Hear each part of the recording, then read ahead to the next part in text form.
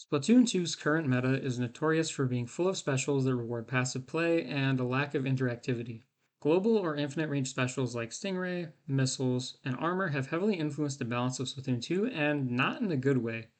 Luckily, Splatoon 3 looks to be going in a different, more positive direction based on the specials that have been revealed so far. And the aggressive specials that have been announced so far are an important part of what I think will be a healthier meta in Splatoon 3. Today, I'm going to dive into the specials in Splatoon 3, more specifically the aggressive specials. These specials have the potential to blow the game wide open with their kill power and chaos that they can unleash on the other team. Now, if you'd like to learn more about some of the other specials in this game, there's plenty of other great content out there on YouTube. Shara has done multiple videos talking about the new specials in Splatoon 3. Chase and Negus also did an episode of their podcast talking about the new specials. And I will link all of those videos in the description, and you guys should definitely check them out. If you enjoy Splatoon content, I'd really appreciate it if you could like this video and subscribe to my channel so you don't miss out on more Splatoon 3 videos. Let's get into it.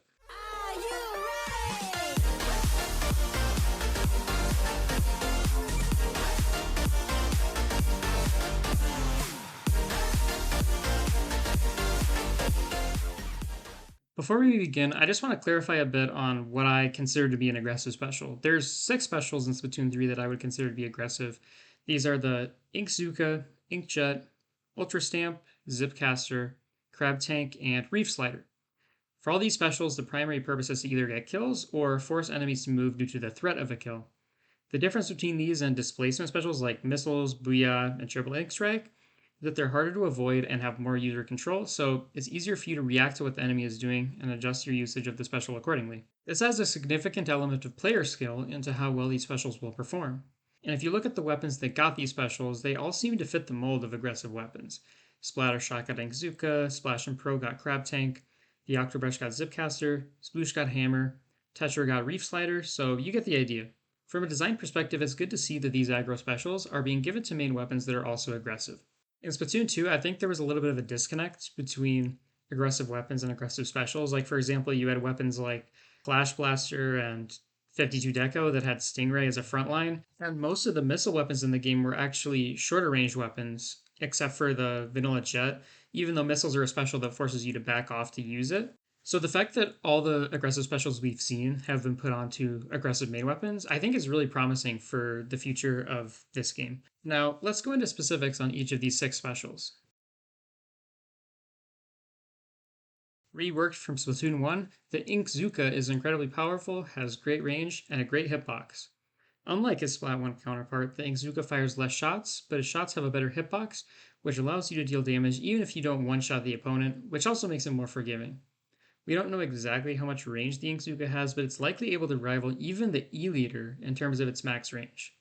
The Inkzooka also has no end lag or extra added vulnerability at the end of its usage, meaning you get access to your main weapon back immediately after use. Inkzooka is going to be a very powerful special in the right hands. However, it can still be killed fairly easily at close ranges due to its slow fire rate, lack of mobility, and the fact that it doesn't really paint its feet at all.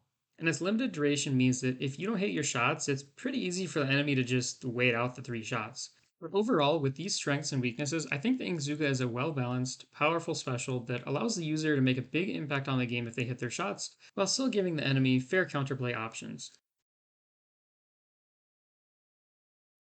A brand new special in Splatoon 3, the Crab Tank is another special that I think is really well designed. It has 2 firing modes. One is long range bullets, kind of similar to like a long range dually, and then you have an explosive shot that's similar to an inkjet shot. You can also roll around with the crab while shooting for additional mobility.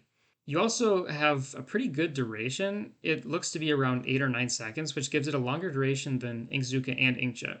Like Inkzooka, the crab tank is vulnerable the whole time and doesn't have any added end lag when it finishes, so you're not stuck in an awkward position when it ends.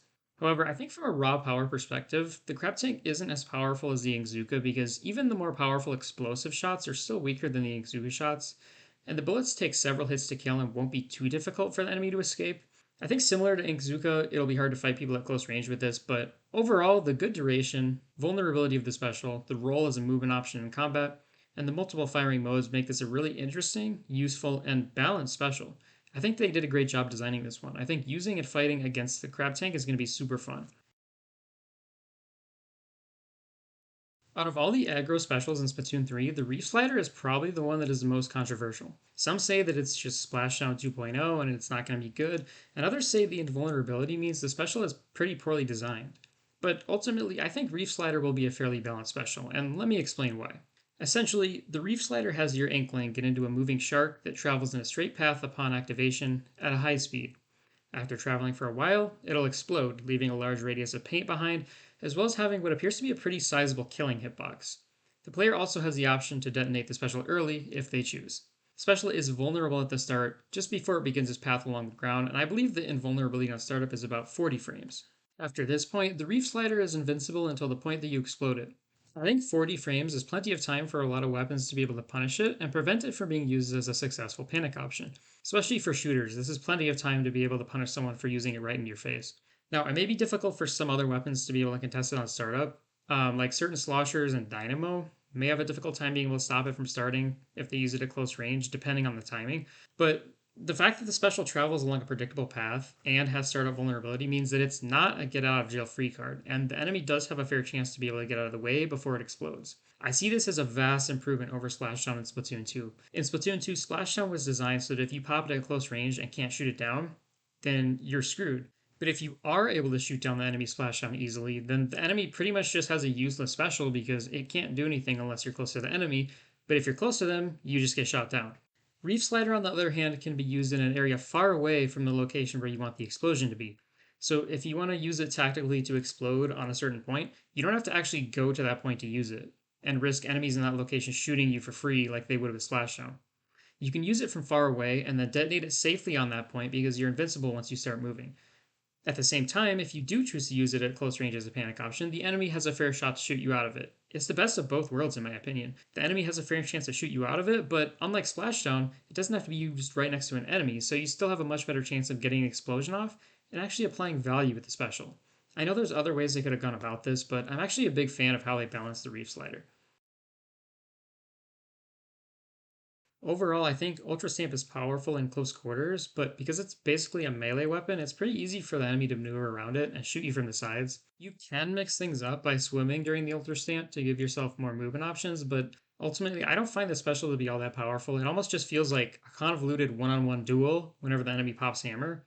No, the hitboxes are pretty jank, and you can get some nice cheese kills through walls or surprise people with it on startup with the jump flick, but these jank hitboxes are part of what made the special poorly designed in the first place, and it might up getting fixed. I think Hammer is going to need some changes in order to make it better in Splatoon 3 because it really struggles to do anything outside of very cramped spaces, and the enemy has a lot of counterplay options. The hammer throw itself is powerful, and I think it's a cool feature, but it's not powerful enough to make it worth using over Inkjet in Splatoon 2 most of the time, and I don't think that's going to change in Splat 3 unless they make some changes to it. So overall, I'm not a huge fan of Ultra Stamp, but I think if they make it harder to shoot, maybe, or make it travel a bit faster, or give it some sort of buff like that, then I think they can make it work.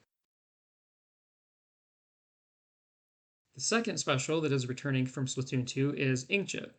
Now, the way I kind of view Inkjet is that it's a less powerful version of the Inkzooka, but it does have a utility over Inkzooka in that you can get a height advantage with the jetpack, which lets you access parts of the map that may be harder for Inkzooka to get good angles on. So I think the way Inkjet will function in Splatoon 3 is that it will be really map dependent, and its usefulness will depend on if there are valuable angles you can access with Inkjet that you can't effectively access with other specials. Ironically, I actually think Inkjet's best modes could flip from Splat 2 to 3. I actually think it could be more useful in zones in Splat 3 because the maps are generally more closed off on zones, and so there's more value in being able to get into their spawn because the spawn area that you can't stand on is a lot bigger in zones. Unlike in Rainmaker or Tower, where it's likely that the more powerful Crab Tank or Inkzooka will be able to cover all the ground that you need to be able to start a push. Overall, I think Inkjet's slower shot velocity relative to the Inkzooka, the vulnerability of its landing point, and the less powerful shots mean that on flat ground it's heavily outclassed by the Inkzooka, but I definitely think it'll have some utility in being able to access parts of the map that you wouldn't otherwise be able to access, and I definitely look forward to testing it out and seeing which maps I like using Inkjet on. Now, last but not least, we have the Zipcaster. This special allows you to cling to walls or any other surface in the game to pull yourself up, and then grants you full access to your made weapon throughout the duration of the special until it runs out. In which case, you get launched back to the point where you started the special, similar to how Inkjet works. Now, I see Zipcaster's utility being pretty much the same as Inkjet's in that it's not necessarily as good from a power perspective as the other aggro specials, but it lets you access places that you otherwise can't get to. I think the difference with Inkjet is that with Zipcaster you're attacking with your main weapon, whereas with Inkjet you're using a long range launcher that is sort of an extension of the main weapon. I think Zipcaster will shine in situations where you want to use your main weapon to fight enemies on a particular choke point of the map, where the enemy normally has exclusive access to, whereas Inkjet will be more useful in situations where you really need that extra 6 lines of range that Inkjet has to be able to reach really far into the enemy side. It also remains to be seen if you can use your sub weapon during Zipcaster, but if you could, then that would be a big help in being able to take fights once you reach your spot. However, I still have one concern with Zipcaster, and that is that I feel like you could just shoot the enemy out of it as they try to approach you. Travel's pretty quick, so it's not exactly easy to shoot someone out of it by the looks of it, but I just feel like it'll be a little telegraphed, and the enemy will have ample time to shoot you before you get there. Unlike Inkjet, where you immediately have access to a weapon upon startup, if you're trying to get to an enemy choke point, you have to grapple 1 or 2 times to get there without being able to fire yet. I guess time will tell if this is an issue or not, but overall, I think the concept of this special is super cool. I think it'll be really fun to just Spider Man everywhere, and even if it doesn't end up being a top tier special, I definitely think there will always be a niche use for it in Splatoon 3. And there you have it. That's the list. Do you agree with how I view each of these 6 specials? Do you think I was a bit too harsh or too optimistic on some of these? Let me know in the comments. And also let me know which of these specials you're most excited to use, and which of these specials you want your main to get in Splatoon 3. Leave a like if you enjoyed this video, and I hope to see you again next time. Peace out, guys.